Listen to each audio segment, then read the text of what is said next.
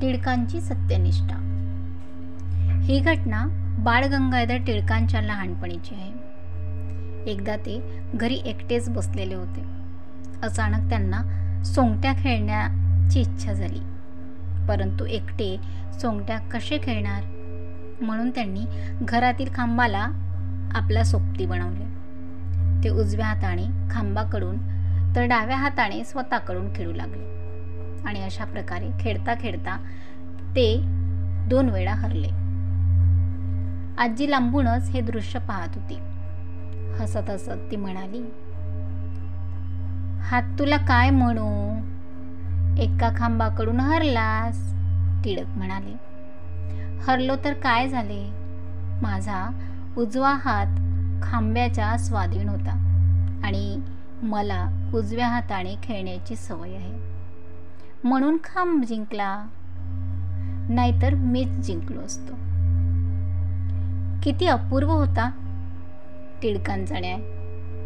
ज्या हाताने चांगल्या प्रकारे खेळू शकत होते त्या हाताने खांबाकडून खेळले आणि हरल्यानंतर सहजगत्या हार देखील स्वीकार केली.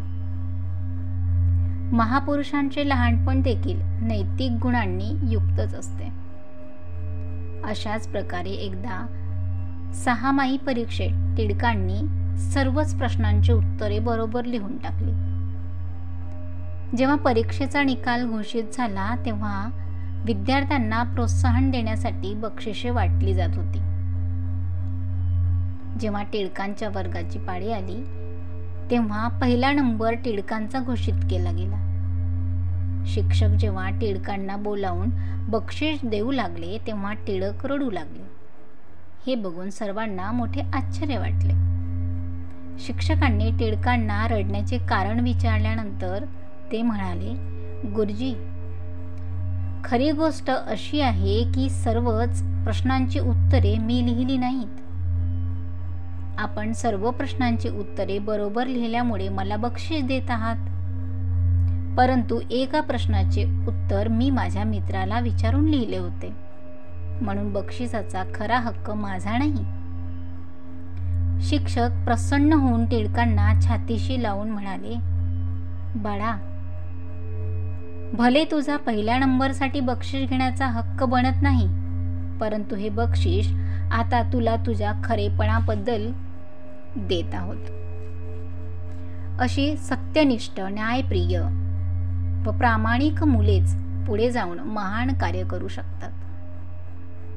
प्रिय विद्यार्थ्यांनो, तुम्हीच भावी भारताचे भाग्यविधाते आहात, म्हणून आत्तापासूनच आपल्या जीवनात सत्यपालन, प्रामाणिकपणा, संयम, सदाचार, न्यायप्रियता असे गुण विकसित करून आपले जीवन महान बनवा.